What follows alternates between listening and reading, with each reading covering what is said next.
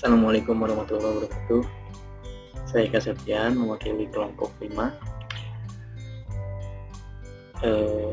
Di sini kami bermaksud untuk membuat video untuk memenuhi tugas kami, yaitu mata kuliah sistem berbasis pengetahuan.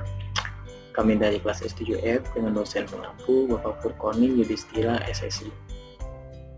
Saya mewakili teman-teman saya akan menjelaskan sedikit tentang materi inferensi fusi, metode Tsukamoto.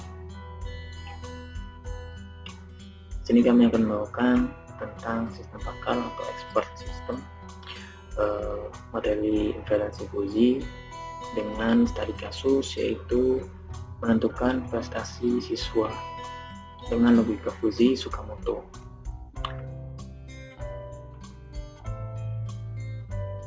Nah, di sini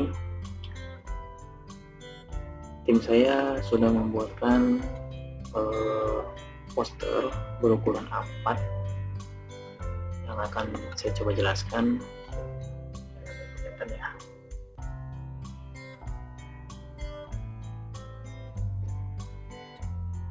Agak ngeblur ya. Sini kita diberikan 3 aturan, di mana ada aturan R1, R2, R3. Di sini kita diminta menentukan prestasi seorang mahasiswa jika memiliki indeks prestasi 2,9 dan perilaku 70 berdasarkan aturan yang diberikan ini. Nah, untuk aturan pertama, jika IPK tinggi dan perilaku tinggi, maka prestasi memuaskan. Aturan yang kedua, jika IPK sedang dan perilaku rendah, maka prestasi mengecewakan. Nah, untuk aturan yang ketiga, jika IPK sedang dan perilaku tinggi, maka prestasi memuaskan. Lalu, langkah pertama untuk menghitung prestasi siswa. Langkah pertama yaitu kita harus menentukan terlebih dahulu variabel input dan output sistem fusi. Untuk variabel input ini kita sudah memiliki, yaitu IPK dan perilaku. Nah, untuk outputnya ini ada, untuk outputnya nanti prestasi. Lalu langkah kedua adalah menentukan himpunan fusi dari masing-masing variabel tadi. Di sini kita sudah memilikinya, sudah disederhanakan, di mana variabel IPK dibagi menjadi 2, variabel perilaku juga dibagi 2, dan prestasi pun sama dibagi 2, di mana variabel IPK dengan sedang dan tinggi, dan variabel perilaku rendah dan tinggi, dan variabel prestasi mengecewakan dan memuaskan. Nah, langkah ketiga adalah menentukan fungsi keanggotaan fusi. Nah, di sini kita sudah mencantumkan juga. Ini bisa sedikit keblur ya, nggak apa-apa ya. Nah, untuk fungsi keanggotaan himpunan fusi di sini kita tampilkan berbentuk kurva. Nah, ini untuk himpunan fusi IPK, ini fusi perilaku, dan yang ini fusi output. Untuk langkah keempat dalam menentukan derajat keanggotaan himpunan fusi.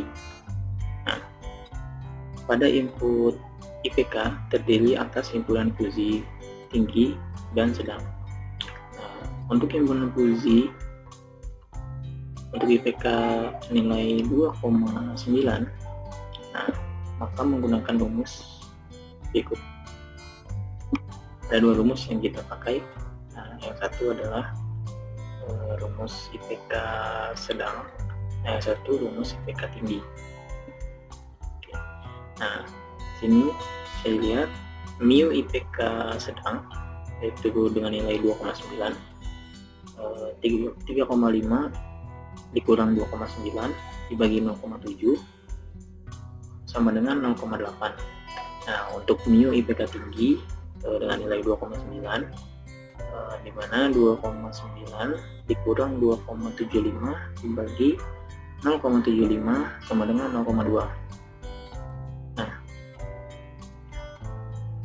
Lalu untuk himpunan puji untuk perilaku bernilai 70, ini harusnya 70 ya. Nah, himpunan puji untuk perilaku nilainya 70, di mana mu perilaku rendah yang bernilai 70 sama dengan 85 kurang 70 dibagi 35 sama dengan 0,42. Nah, lalu untuk mu perilaku tinggi dengan nilai 70, yaitu 70 dikurangi 50 dibagi 50 dibagi 35 sama dengan 0,57. Lalu langkah kelima adalah menyusun aturan. Aturan yang tadi di awal yang sudah kita susun, jika pada bagian anteseden mempunyai lebih dari satu pernyataan, gunakan operator. Maksudnya adalah operator yang n ini. Di sini kita menggunakan operator n ya. Karena kita menggunakan operator n, maka kita menggunakan fungsi min. Kalau masih ingat di materi cerita inti vektor sebelumnya, kita menggunakan fungsi min jika di sini aturan diberikannya adalah menggunakan n. Langkah keenam adalah menentukan metode. Metode yang tadi sudah kita tentukan ini metode Subroto. Lalu yang ketujuh adalah menghitung nilai alfa predikat berdasarkan aturan yang telah dibentuk. Kemudian mencari nilai output untuk masing-masing aturan tersebut. Karena operator yang kita gunakan adalah n, maka kita menggunakan fungsi min. Sini untuk output prestasi, di mana aturan pertama tadi rule 1, if IPK tinggi dan perilaku tinggi maka prestasi memuaskan. Di mana A1 kita lambangkan dengan A1 sama dengan mu IPK tinggi irisan mu perilaku tinggi. Min, min ini yang tadi kita menggunakan fungsi min dalam kurung mu IPK tinggi yang nilainya 2,9, IPK tinggi 2,9 ya, 2,9 irisan mu perilaku tinggi bernilai 70. Itu lalu min nilainya dimasukkan 0,2 yang tadi IPK tinggi ini 0,2. Untuk perilaku tinggi bernilai 70 ini 0,57. Maka hasilnya 0,2. Kita di sini fungsi min ini untuk mengambil nilai lebih rendah, nilai yang paling rendah. Nilai 0,2 dan 0,57. Di sini kita mengambil nilai 0,2 karena 0,2 lebih rendah dari 0,57. Lalu dia timbulan prestasi memuaskan ya, di mana Z kurang 50 dibagi 50 sama dengan 0,2. Maka didapatkan Z1 sama dengan 60. Lalu untuk rules 2, aturan 2 dilambangkan dengan A2. Jika if IPK sedang dan perilaku rendah, maka prestasi mengecewakan. Di mana mu IPK sedang irisan mu perilaku rendah, ini dimasukkan min lagi karena menggunakan n. Ini menggunakan n. Min mu IPK sedang 0, di mana IPK tadi nilainya 2,9 irisan mu perilaku rendah bernilai 70, maka min 0,8 dan 0,42. Di sini IPK sedang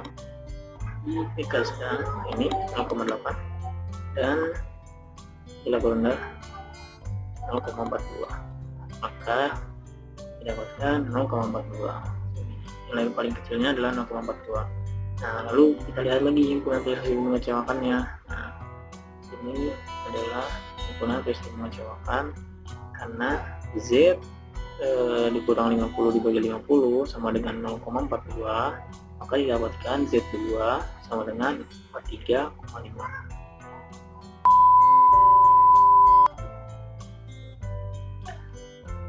Oke, untuk kelurus ketiga dilambangkan dengan A4, mu IPK sedang, irisan, mu perilaku tinggi, lalu min mu IPK sedang dengan nilai 2,9, irisan mu perilaku tinggi dengan nilai 70, di mana min 0,8 dan 0,57.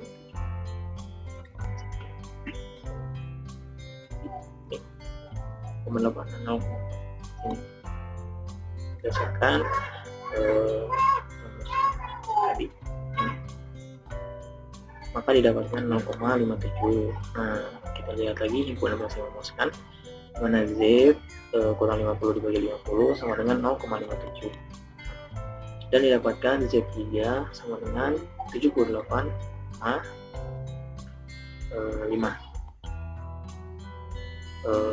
Yang ke-8 proses, yaitu menentukan nilai output akhir. Nah, ini nilai output akhir dimana kita menggunakan rumus Z A1 dikali Z1 ditambah A2 dikali Z2 ditambah A3 dikali Z3 ditambah seterusnya jika aturan-aturan yang diberikan ada lebih dari 3, 4, 5, 6 dan seterusnya. Maka di sini dilambangkan AM Z dikali ZN. Maka kita masukkan Z sama dengan 0,2 kali 60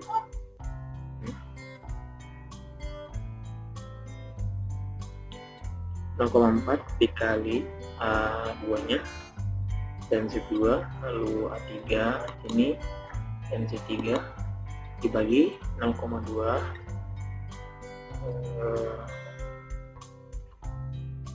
jadi ini harusnya ditambah ya, ditambah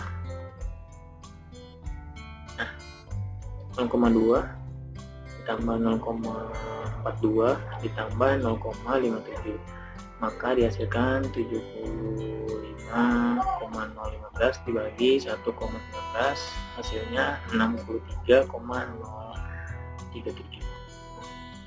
Jadi prestasi mahasiswa tersebut mempunyai nilai 0,3,037.